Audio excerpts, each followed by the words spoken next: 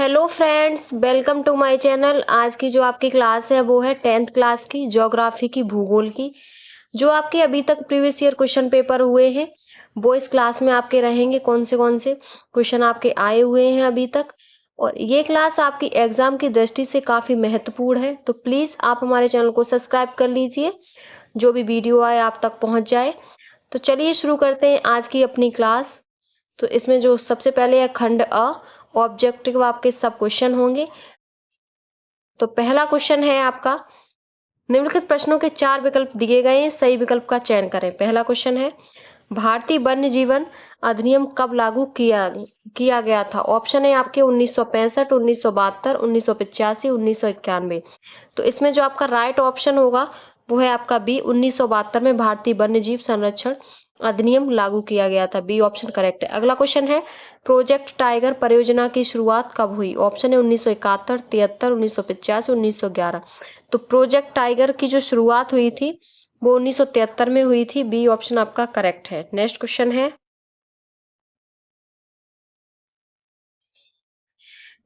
है, आपका, इनमें से कौन सा संरक्षण तरीका समुदायों की सीधी भागीदारी नहीं करता? संयुक्त वन प्रबंधन, बीज बचाओ आंदोलन, चिपको आंदोलन और वन्य जीव पशु विहार का परिसीमन। तो राइट ऑप्शन है आपका कौन नहीं करता? तो आपका डी ऑप्शन करेक्ट है, वन्य जीव पशु विहार का परिसीमन ये समुदायों की सीधी भागीदारी नहीं करता। नेक्स्ट क्वेश्चन है, भारत में संकटग्रस्त पादप जाति में सम्मिलित हैं आम, सागौन, शीशम और चंदन। तो कौन सा है आपका? तो चंदन संकटग्रस्त पादप जाति में सम्मिलित है। डी ऑप्शन करेक्ट है। अगला क्वेश्चन है, जैव विविधता के कृत्रिम आवासीय संरक्षण का उदाहरण है अभयारण्य, राष्ट्रीय उद्यान, जीव मंडल कोष, चिड़ियाघर। तो इसमें जो आपका राइट ऑप्शन होगा, कौन उदाहरण है कृत्रिम आवासीय संरक्षण का? तो अभयारण्य। ये आपके आर्टिफिशियल तरीके से बनाए जाते हैं, तो ए ऑप्शन करेक्ट है। नेक्स्ट क्वेश्चन है आपका, अगला क्वेश्चन है आपका, निम्नलिखित राज्यों में से किस राज्य में कॉर्बेट राष्ट्रीय पार्क स्थित है? असम, मध्य प्रदेश, राजस्थान, उत्तराखंड। तो जिम कॉर्बेट जिसे बोला जाता है वो आपका उत्तराखंड में है। डी ऑप्शन करेक्ट है। अगला क्वेश्चन है, निम्नलिखित में से कौन वन संसाधनों के सिकुड़ने का कारण नहीं है? ऑप्शन है कृषि क्षेत्रफल में वृद्धि, वाणिज्य वानिकी में वृद्धि, खनन क्रियाओं में वृद्धि और आरक्षित वनों का विस्तार। इसमें जो आपका राइट ऑप्शन होगा वो है आपका डी, आरक्षित वनों का विस्तार। डी ऑप्शन आपका करेक्ट है। अगला क्वेश्चन है, चिपको आंदोलन संबंधित है मृदा संरक्षण से, वन संरक्षण, जल संरक्षण और वायु। तो चिपको आंदोलन है वो आपका वन संरक्षण से संबंधित है। बी ऑप्शन आपका करेक्ट है। नेक्स्ट क्वेश्चन है, निम्नलिखित में से कौन भारत में लुप्त अस्तित्व वर्ग में है? तो लुप्त अस्तित्व वर्ग में कौन है? ऑप्शन है आपके एशियाई हाथी, चीता, गेंडा और नीली भेड़। तो इसमें जो आपका राइट ऑप्शन होगा वो है आपका चीता। चीता लुप्त अस्तित्व वर्ग में है। बी ऑप्शन करेक्ट है। नेक्स्ट क्वेश्चन है, स्थानांतरित कृषि को पूर्वोत्तर भारत में किस नाम से जाना जाता है? झूमिंग कृषि, आदिम कृषि, मिल्पा कृषि और टालमा कृषि। राइट ऑप्शन है ए, झूमिंग कृषि के नाम से जाना जाता है। और पूरे भारत में जो स्थानांतरित कृषि है उसे हम अलग अलग नामों से जानते हैं, तो आपका ए ऑप्शन करेक्ट होगा। नेक्स्ट क्वेश्चन है आपका, अगला क्वेश्चन है, निम्नलिखित में से किस राज्य में बांधवगढ़ राष्ट्रीय उद्यान अवस्थित है? मध्य प्रदेश, राजस्थान, पश्चिम बंगाल, उत्तराखंड। तो बांधवगढ़ जो आपका राष्ट्रीय उद्यान है वो आपका मध्य प्रदेश में स्थित है। ए ऑप्शन करेक्ट है। अगला क्वेश्चन है, सरिस्का बांध रिजर्व किस राज्य में स्थित है? उत्तर प्रदेश, मध्य प्रदेश, राजस्थान, गुजरात। तो सरिस्का आपका राजस्थान में स्थित है। सी ऑप्शन आपका करेक्ट है। नेक्स्ट चैप्टर है आपका, इसमें आपका जो पहला क्वेश्चन है वो है, निम्नलिखित में से कौन सा अलवड़ी जल प्राप्ति का स्रोत है? ऑप्शन है सतही अपवाह, भौम जल, ए और बी दोनों और महासागर। तो राइट ऑप्शन है सी, ए और बी दोनों। अलवड़ी जल की प्राप्ति का जो स्रोत है वो सतही अपवाह और भौम जल दोनों है। सी ऑप्शन करेक्ट है। नेक्स्ट क्वेश्चन है आपका, धरातल पर जल की कमी का कारण क्या है? ऑप्शन है अतिशोषण, अत्यधिक प्रयोग, समाज के विभिन्न वर्गों में आसमान वितरण, उपरोक्त सभी। तो धरातल पर जो जल की कमी का कारण है वो ये सभी है। तो आपका डी ऑप्शन करेक्ट होगा। नेक्स्ट क्वेश्चन है आपका, बांधों को और क्या भी कहा जाता है? ऑप्शन है बहुउद्देशीय परियोजना, जल स्रोत, बाढ़ नियंत्रण का उपाय, जल का भंडार। तो इसमें जो आपका राइट ऑप्शन होगा वो है आपका बहुउद्देशीय परियोजना भी हम बांधों को कह सकते हैं। नेक्स्ट क्वेश्चन है सतलज ब्यास नदी बेसिन पर निर्मित बहुउद्देशीय परियोजना है। तो किस नदी बेसिन पर है? हीराकुंड परियोजना, भाखड़ा नाकल परियोजना, नागार्जुन सागर परियोजना और चंबल। तो सतलज ब्यास पे जो परियोजना है वो है आपकी भाखड़ा नागल परियोजना, बी ऑप्शन करेक्ट है। अगला क्वेश्चन है महानदी बेसिन पर निर्मित बहुउद्देशीय परियोजना है। सरदार सरोवर परियोजना, सलाल परियोजना, मैटूर परियोजना, हीराकुंड परियोजना। तो महानदी है वो आपका ऑप्शन इसमें सही होगा डी, हीराकुंड परियोजना है महानदी जो आपकी उड़ीसा में है। डी ऑप्शन आपका करेक्ट है। नेक्स्ट क्वेश्चन है आपका पश्चिमी राजस्थान में छत वर्षा जल संग्रहण की रीति कम होने का कारण है। ऑप्शन है गंगा नहर, इंदिरा गांधी नहर, घग्गर नदी और महानदी की वितरिकाएं। तो इसमें जो आपका राइट ऑप्शन होगा वो है आपका इंदिरा गांधी नहर, इसका कारण है बी ऑप्शन करेक्ट है। अगला क्वेश्चन है भारत के किस राज्य में प्रत्येक घर में छत वर्षा जल संग्रहण ढांचों को बनाना आवश्यक कर दिया है? तो इसमें आपके ऑप्शन है कर्नाटक, आंध्र प्रदेश, तमिलनाडु और केरल। तो वो आपका राज्य होगा तमिलनाडु। तमिलनाडु में प्रत्येक घर में छत वर्षा जल संग्रहण ढांचों को बनाना आवश्यक कर दिया है। सी ऑप्शन करेक्ट है। अगला क्वेश्चन है बहुउद्देशीय परियोजना का प्रमुख उद्देश्य है। ऑप्शन है विद्युत उत्पादन, बाढ़ नियंत्रण, जल आपूर्ति और ये सभी। तो इसमें जो आपका राइट ऑप्शन होगा वो है डी, ये सभी होंगे। नेक्स्ट क्वेश्चन है आपका नेक्स्ट है सलाल बांध किस नदी पर बना है? महानदी, चिनाब, सतलज और कृष्णा। तो सलाल जो बांध है वो आपका चिनाब नदी पर बना है। बी ऑप्शन आपका करेक्ट है। अगला क्वेश्चन है नेक्स्ट क्वेश्चन है महानदी पर हीराकुंड बांध किस राज्य में स्थित है? तो वो आपका उड़ीसा में है। डी ऑप्शन करेक्ट है। अगला क्वेश्चन है आपका निम्नलिखित में से किस नदी पर सरदार सरोवर बांध बना हुआ है? और सरदार सरोवर बांध किस नदी पर बना है? तो सरदार सरोवर जो बांध है वो आपका कावेरी नर्मदा नदी पर बना है। सी ऑप्शन करेक्ट है। और किस राज्य में है? तो ये आपका गुजरात में होगा। अगला क्वेश्चन है नेक्स्ट क्वेश्चन है आपका टिहरी बांध किस नदी पर बना है? ऑप्शन है नर्मदा, भागीरथी, कोसी और कृष्णा।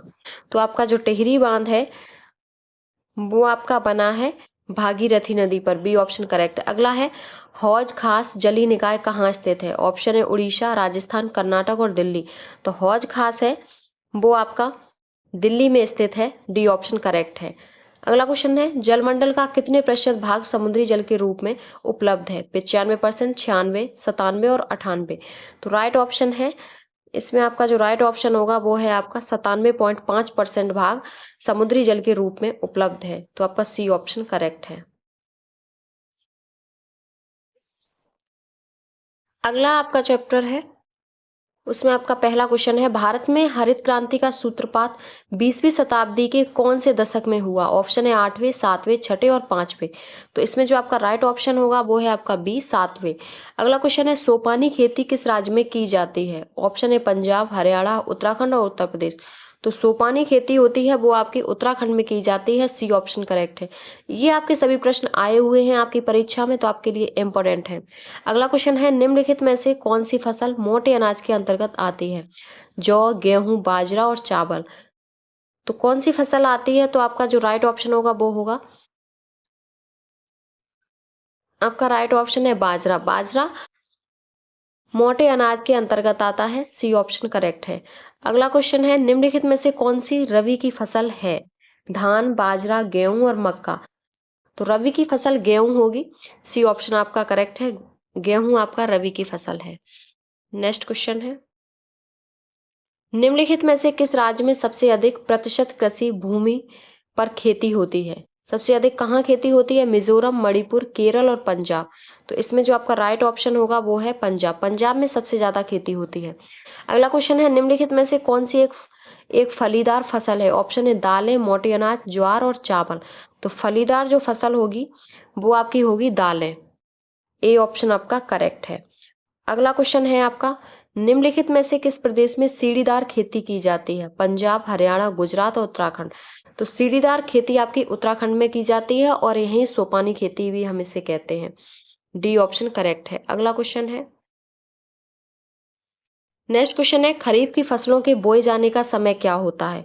तो खरीफ की जो फसलें होती हैं वो जून से जुलाई में बोई जाती हैं और अक्टूबर से दिसंबर के बीच तो आपकी रबी की फसल बोई जाती हैं। तो आपका ए ऑप्शन करेक्ट है। अगला क्वेश्चन है, भारत में सर्वाधिक चाय उत्पादक राज्य कौन सा है? केरला, तमिलनाडु, पश्चिम बंगाल और आसाम। तो राइट ऑप्शन होगा इसमें आसाम में सबसे ज्यादा चाय की खेती होती है। डी ऑप्शन करेक्ट है। अगला क्वेश्चन है, निम्नलिखित में से कौन सी रोपड़ फसल है? गेहूं, चना, गन्ना और मूंगफली। तो रोपड़ फसल कौन सी होगी? तो इसमें आपका जो राइट ऑप्शन होगा, रोपड़ फसल आपकी गन्ना होगी। गेहूं आपकी रबी की फसल है और ये आपकी गन्ना रोपड़ फसल है। अगला क्वेश्चन है, निम्नलिखित में से कौन खरीफ की फसल है? तो चना और खरीफ की फसल पूछा है, तो खरीफ की फसल आपकी कौन सी होगी? तो इसमें आपका जो राइट ऑप्शन होगा वो होगा डी। बी और सी दोनों, धान और कपास, ये आपकी खरीफ की फसल है और चना आपकी रबी की फसल है। तो आपका डी ऑप्शन करेक्ट है। अगला क्वेश्चन है, नेक्स्ट है, कर्तन दहन कृषि या झूम कृषि निम्नलिखित में से किस राज्य में पाई जाती है? उत्तर प्रदेश, राजस्थान, उत्तराखंड और मिजोरम। तो इस नाम से हम कौन से राज्य में खेती की जाती है?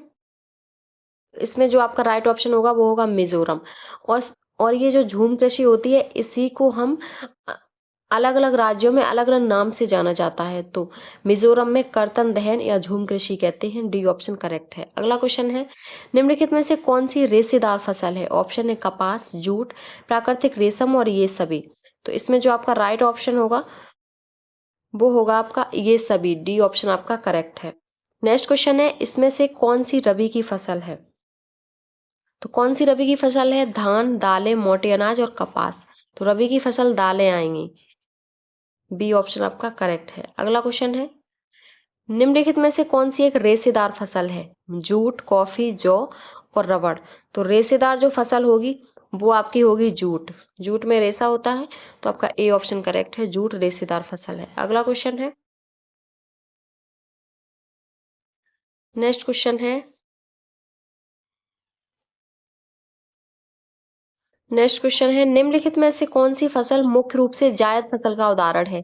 धान, गेहूं, चना और तरबूज। तो तरबूज, खरबूज, खीरा, ककड़ी, ये आपकी जून से जुलाई के मध्य होती है, गर्मियों में मई जून में। तो ये आपकी जायद फसल है। डी ऑप्शन करेक्ट है। अगला क्वेश्चन है, निम्नलिखित में से कौन सा भारत में रोपड़ फसल का उदाहरण नहीं है? गन्ना, केला, धान, कॉफी। तो गन्ना, केला, कॉफी आपकी रोपड़ फसल है, धान आपका रोपड़ फसल नहीं है। C option correct. अगला क्वेश्चन है, रबी की फसलों में बोने का समय है? रबी की फसल आपकी अक्टूबर से दिसंबर में बोई जाती है। बी ऑप्शन आपका करेक्ट है। नेक्स्ट क्वेश्चन है, निम्नलिखित में से कौन सी रोपड़ कृषि की फसल है? कहवा, कपास, तिलहन और गेहूं। तो इसमें जो आपका राइट ऑप्शन है कहवा आपकी रोपड़ फसल है। अगला क्वेश्चन है, श्वेत क्रांति संबंधित है? तो श्वेत क्रांति दुग्ध, गेहूं, मत्स्य और मोटा अनाज। श्वेत क्रांति आपकी दुग्ध उत्पादन से होगी। ए ऑप्शन आपका करेक्ट है। नेक्स्ट क्वेश्चन है, निम्नलिखित खनिजों में से जीवाश्म ईंधन कौन सा है? ऑप्शन है बेरियम, कोयला, जिरकॉन, यूरेनियम। तो इसमें जो आपका राइट ऑप्शन होगा वो है आपका कोयला जीवाश्म ईंधन है। बी ऑप्शन करेक्ट है। अगला क्वेश्चन है, पृथ्वी के आंतरिक भागों में से ताप का प्रयोग कर उत्पन्न की जाने वाली विद्युत को कहा जाता है? ऑप्शन है बायोगैस, ज्वारीय ऊर्जा, भूतापीय ऊर्जा और पवन ऊर्जा। तो पृथ्वी के आंतरिक भागों के ताप का प्रयोग करने उत्पन्न जो विद्युत को कहा जाता है वो क्या कहा जाता है? तो इसमें आपका ऑप्शन सही होगा, भूतापीय ऊर्जा कहा जाता है। सी ऑप्शन आपका करेक्ट है। अगला क्वेश्चन है, एंथ्रेसाइट का संबंध किस खनिज से है? तांबा, सोना, बॉक्साइट, कोयला। तो एंथ्रेसाइट किसका अयस्क होता है? तो वो है आपका, ये आपका कोयले का अयस्क होता है। डी ऑप्शन करेक्ट है। अगला क्वेश्चन है, झारखंड में स्थित कोडरमा निम्नलिखित में से किस खनिज का अग्रणी उत्पादक है? बॉक्साइट, कोयला, लौह अयस्क और अभ्रक। तो कोडरमा है वो आपका अभ्रक का अग्रणी उत्पादक है। डी ऑप्शन करेक्ट है। अगला क्वेश्चन है, निम्नलिखित में से कौन सा नवीकरण योग्य साधन नहीं है? पवन ऊर्जा, जल, जीवाश्म ईंधन और वन। तो इसमें जो आपका राइट ऑप्शन होगा वो है आपका जीवाश्म ईंधन। नवीकरण योग्य संसाधन नहीं है। सी ऑप्शन करेक्ट है। नेक्स्ट क्वेश्चन है आपका, झरिया प्रसिद्ध है, झरिया की खान किसके लिए प्रसिद्ध है? तो वो है आपकी कोयले की खान के लिए झरिया की खान प्रसिद्ध है, कोयले के लिए। अगला क्वेश्चन है आपका, मुंबई हाई प्रसिद्ध है तेल शोधक कारखानों के लिए, फिल्म सिटी के लिए, गेटवे ऑफ इंडिया के लिए, इनमें से कोई नहीं। तो इसमें जो आपका राइट ऑप्शन होगा किसके लिए प्रसिद्ध है, तो वो आपका तेल शोधक कारखानों के लिए मुंबई हाई प्रसिद्ध है। ए ऑप्शन करेक्ट है। अगला क्वेश्चन है, सोहन अपने पशुओं के गोबर से ऊर्जा प्राप्त करने हेतु बायोगैस प्लांट लगाता है और ऊर्जा प्राप्ति का यह एक तरीका है, परंपरागत, गैर परंपरागत, जुगाड़ू और इनमें से कोई नहीं। तो राइट ऑप्शन होगा इसमें से आपका गैर परंपरागत, बी ऑप्शन करेक्ट है। नेक्स्ट क्वेश्चन है, निम्नलिखित में से कौन सा गैर परंपरागत ऊर्जा स्रोत है, कोयला, पेट्रोलियम, सौर ऊर्जा और प्राकृतिक गैस। तो राइट ऑप्शन है आपका इसमें सौर ऊर्जा गैर परंपरागत ऊर्जा स्रोत है, सी ऑप्शन आपका करेक्ट है। नेक्स्ट क्वेश्चन है आपका, जीवाश्म ईंधन द्वारा होता है, ऑप्शन है मृदा प्रदूषण, वायु प्रदूषण, जल प्रदूषण और ध्वनि प्रदूषण। तो जीवाश्म ईंधन द्वारा जो आपका होगा वो है आपका बी, वायु प्रदूषण, बी ऑप्शन करेक्ट है। अगला क्वेश्चन है, निम्नलिखित में गैर परंपरागत ऊर्जा का संसाधन है, ऑप्शन है खनिज तेल, कोयला, प्राकृतिक गैस और सौर ऊर्जा। तो इसमें जो आपका राइट ऑप्शन होगा वो है आपका सौर ऊर्जा, गैर परंपरागत ऊर्जा का संसाधन है। अगला क्वेश्चन है, निम्नलिखित में से धात्विक खनिज का उदाहरण है, अभ्रक, लौह अयस्क, कोयला और नमक। तो धात्विक जो ऊर्जा होती है उसका उदाहरण आपका लौह अयस्क होगा, बी ऑप्शन करेक्ट है। अगला क्वेश्चन है, निम्नलिखित में से इस्पात बनाने में किस खनिज का प्रयोग किया जाता है, ऑप्शन है आपके अभ्रक, मैग्नीज, तांबा और बॉक्साइट। तो जो इस्पात बनाने में जिस खनिज का प्रयोग किया जाता है वो है आपका मैग्नीज, बी ऑप्शन करेक्ट होगा, मैग्नीज का उपयोग करते हैं हम। अगला क्वेश्चन है,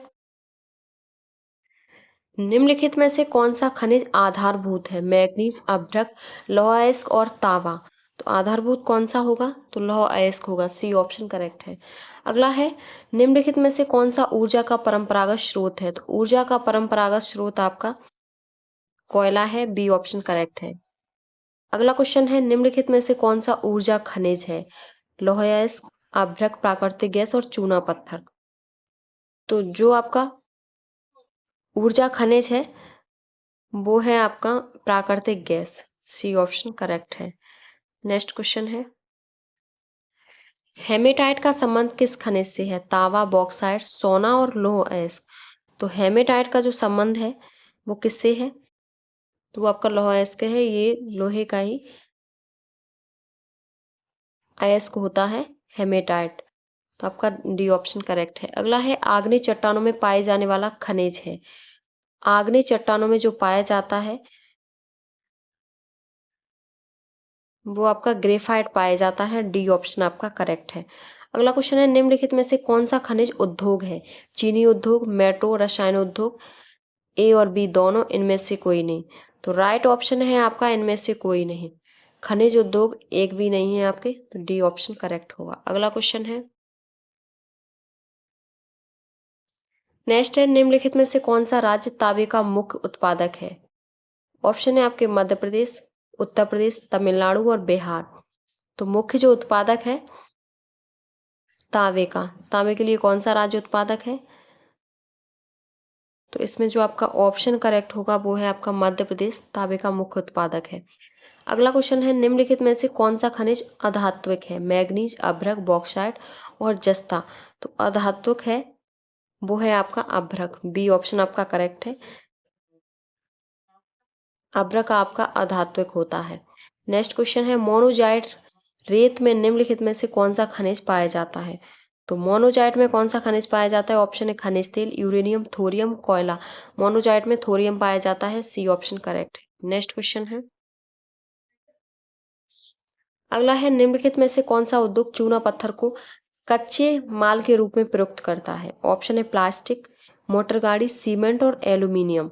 तो इसमें जो आपका राइट ऑप्शन होगा वो है आपका सीमेंट, सीमेंट चूना पत्थर को कच्चे माल के रूप में प्रयुक्त करता है, सी ऑप्शन आपका करेक्ट है। अगला क्वेश्चन है,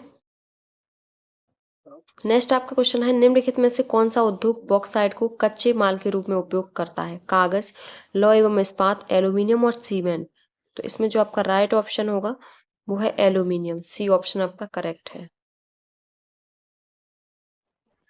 अगला क्वेश्चन है, कच्चे पदार्थ को मूल्यवान उत्पाद में परिवर्तित कर अधिक मात्रा में वस्तुओं के उत्पादन को कहा जाता है। ऑप्शन है विनिर्माण, उद्योग, निर्माण और व्यापार। तो इसमें जो आपका राइट ऑप्शन होगा वो विनिर्माण कहा जाता है। ए ऑप्शन करेक्ट है। अगला है, निम्नलिखित में से कौन सा आधारभूत उद्योग है? लोहा इस्पात, तांबा प्रगलन, एल्यूमिनियम प्रगलन और ये सभी। तो इसमें आपका राइट ऑप्शन है लोहा इस्पात। आधारभूत उद्योग लोहा इस्पात होता है। ए ऑप्शन आपका करेक्ट है। अगला क्वेश्चन है, निम्नलिखित में से कौन सा उद्योग चूना पत्थर को कच्चे माल के रूप में प्रयुक्त करता है? तो कच्चे माल के रूप में आपका सीमेंट करता है। सी ऑप्शन करेक्ट है। निम्नलिखित में से कौन सी एजेंसी सार्वजनिक क्षेत्र में स्टील को बाजार में उपलब्ध कराती है? हेल, सेल, टाटा स्टील और एमएनसीसी। तो राइट ऑप्शन है आपका सेल। सेल आपको सार्वजनिक क्षेत्र में स्टील को बाजार में उपलब्ध कराती है। बी ऑप्शन करेक्ट है। अगला क्वेश्चन है, निम्नलिखित में से कौन सा उद्योग बॉक्साइट को कच्चे माल के रूप में प्रयुक्त करता है? तो बॉक्साइट को कच्चे माल के रूप में कौन प्रयुक्त करता है? ऑप्शन है एल्यूमिनियम प्रगलन, सीमेंट, पटसन और स्टील।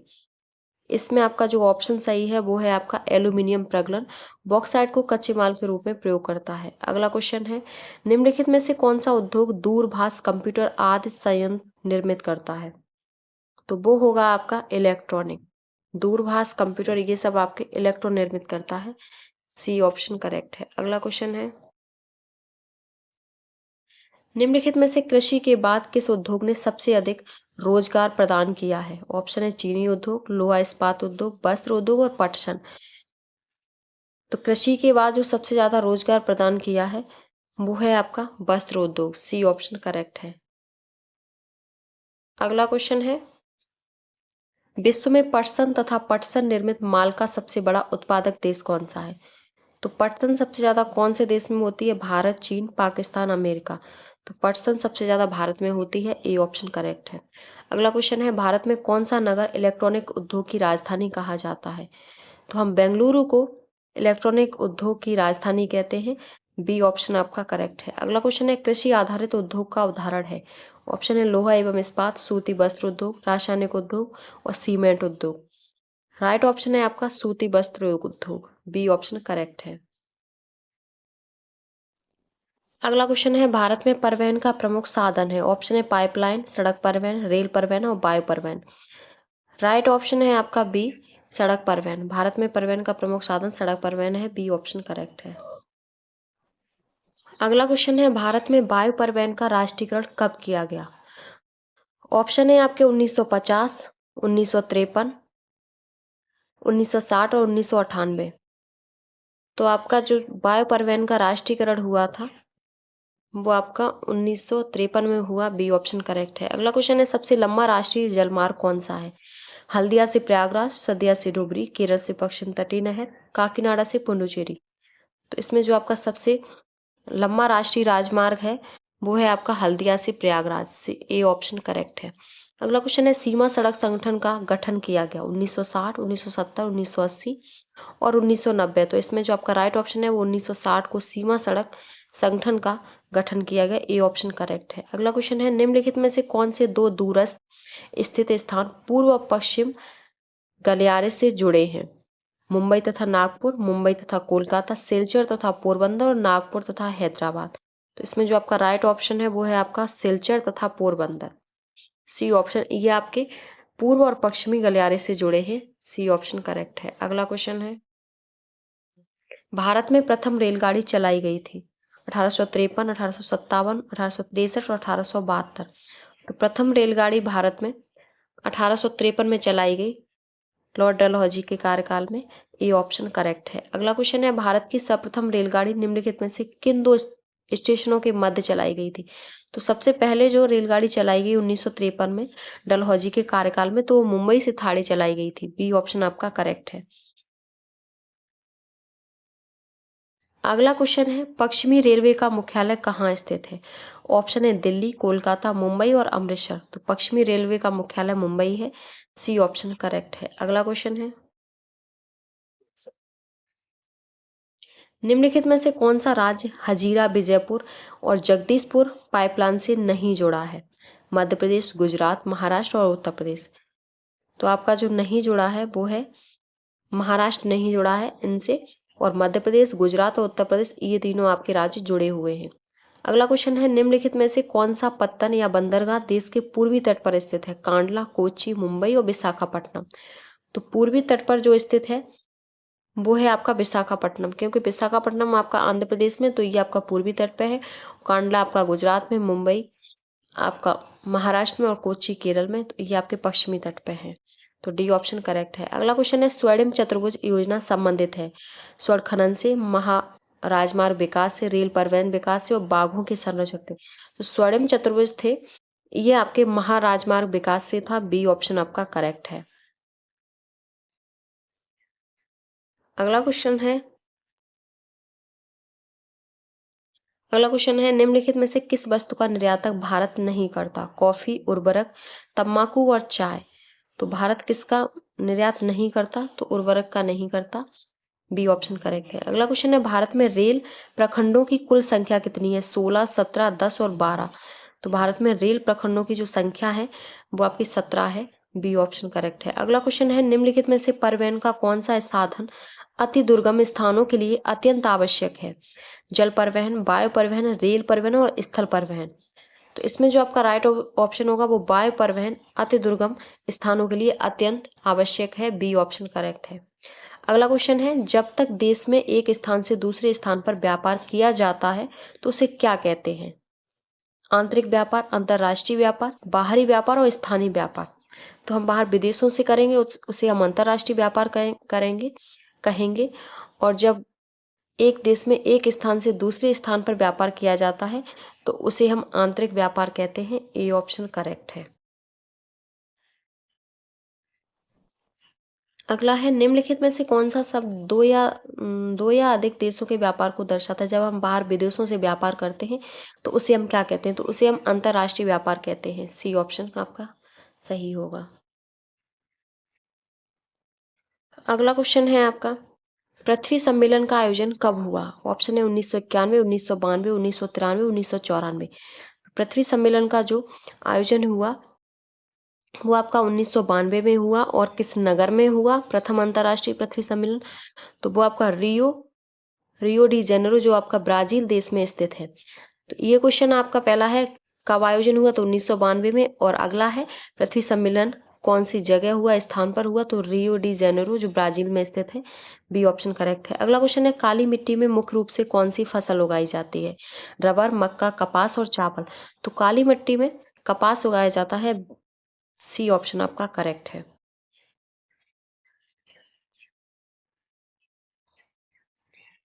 अगला क्वेश्चन है निम्नलिखित में से कौन सा संसाधन पुनः चक्रीय है? लोहा ऊर्जा लोहा, पवन ऊर्जा, ज्वारी ऊर्जा और पशुधन। तो इसमें जो आपका राइट ऑप्शन होगा कौन सा पुनः हम चक्र कर सकते हैं? तो वो आपका होगा पवन ऊर्जा। बी ऑप्शन करेक्ट है। अगला क्वेश्चन है इनमें से किस राज्य या संघ राज्य क्षेत्र में काली मृदा पाई जाती है? जम्मू कश्मीर, राजस्थान, महाराष्ट्र और झारखंड। तो इसमें जो आपका राइट ऑप्शन होगा वो होगा महाराष्ट्र। महाराष्ट्र में काली मिट्टी पाई जाती है, काली मृदा, और यही कपास की सर्वाधिक खेती होती है। सी ऑप्शन करेक्ट है। अगला क्वेश्चन है लेटेराइट मिट्टी निम्नलिखित में से किस राज्य में पाई जाती है? ऑप्शन है राजस्थान, हिमाचल प्रदेश, महाराष्ट्र और उत्तर प्रदेश। तो लेटेराइट जो मिट्टी है वो आपकी महाराष्ट्र में ही पाई जाती है। सी ऑप्शन करेक्ट है। अगला क्वेश्चन है लौह अयस्क किस प्रकार का संसाधन है? नवीनकरण योग्य, प्रवाह, जैव, अनवीनकरण योग्य। तो इसमें जो आपका राइट ऑप्शन होगा वो होगा अनवीनकरण योग्य है। अगला क्वेश्चन है चाय की खेती के लिए कौन सी मिट्टी उपयुक्त है? तो चाय की खेती के लिए सर्वाधिक जो उपयुक्त लेटेराइट मिट्टी होती है। D option correct. अगला क्वेश्चन है निम्नलिखित में से कौन सा संसाधन अजैव है? पशुधन, प्राकृतिक वनस्पति, चट्टानें और मत्स्य। अजैव है वो आपका चट्टानें होंगी। सी ऑप्शन करेक्ट है। अगला क्वेश्चन है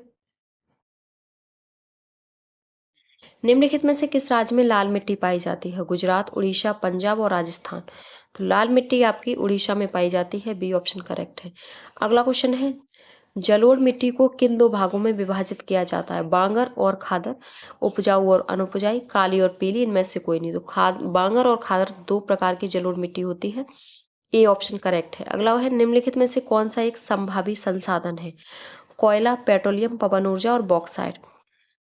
तो संसाधी जो साधन है वो आपका पवन ऊर्जा होगा, संभावी संसाधन। सी ऑप्शन करेक्ट है। अगला क्वेश्चन है उत्तर प्रदेश राज्य में कौन सी मिट्टी पाई जाती है? जलोढ़, पर्वती, लैटेराइट और काली या रेगुर। तो उत्तर प्रदेश में जो मिट्टी पाई जाती है वो आपकी जलोढ़ मिट्टी पाई जाती है। ए ऑप्शन करेक्ट है। अगला क्वेश्चन है कपास की खेती के लिए सबसे उत्तम मिट्टी कौन सी है? तो काली मिट्टी कपास की खेती के लिए सबसे उत्तम है। A option correct. अगला है निम्नलिखित में से कौन सा संसाधन गैर परंपरागत है? कोयला, प्राकृतिक गैस, पवन ऊर्जा और खनिज। तो गैर परंपरागत जो संसाधन होते हैं वो आपका पवन ऊर्जा होगी। सी ऑप्शन करेक्ट है। अगला क्वेश्चन है निम्नलिखित में से कौन सा परंपरागत संसाधन है? पवन ऊर्जा, सौर ऊर्जा, प्राकृतिक गैस और ज्वारीय ऊर्जा। तो राइट ऑप्शन है आपका प्राकृतिक गैस। अगला क्वेश्चन है निम्नलिखित में से कौन सा जैव संसाधन है?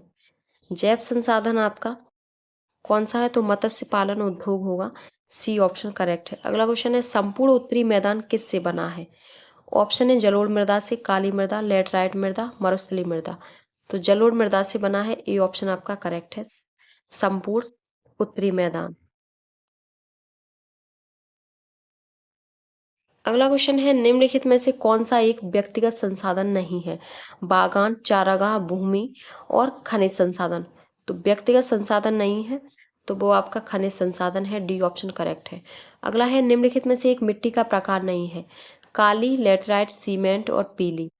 इसमें जो आपका राइट ऑप्शन होगा सीमेंट आपका कोई मिट्टी का प्रकार नहीं होता। डी ऑप्शन करेक्ट है। अगला है भूमि एक कौन सा साधन है? भूमि एक कैसा साधन है? प्राकृतिक, मानव निर्मित, सौर ऊर्जा से निर्मित, इनमें से कोई नहीं। तो भूमि एक प्राकृतिक साधन है। ए ऑप्शन करेक्ट है। अगला है लाल पीली मिट्टी कहाँ पाई जाती है? तो लाल पीली जो मिट्टी होती है वो आपकी मालवा प्रदेश में पाई जाती है। बी ऑप्शन करेक्ट है। अगला क्वेश्चन है पंजाब में भूमि निम्नीकरण का प्रमुख कारण है? पंजाब में भूमि निम्नीकरण का जो प्रमुख कारण है ऑप्शन है खनन क्रिया, वनोन्मूलन, अत्यधिक सिंचाई और अति पशुचारण। तो इसमें जो आपका राइट ऑप्शन होगा वो है अत्यधिक सिंचाई। ये पंजाब में भूमि निम्नीकरण का प्रमुख कारण है। अगला क्वेश्चन है निम्नलिखित में से कौन अजैविक संसाधन है?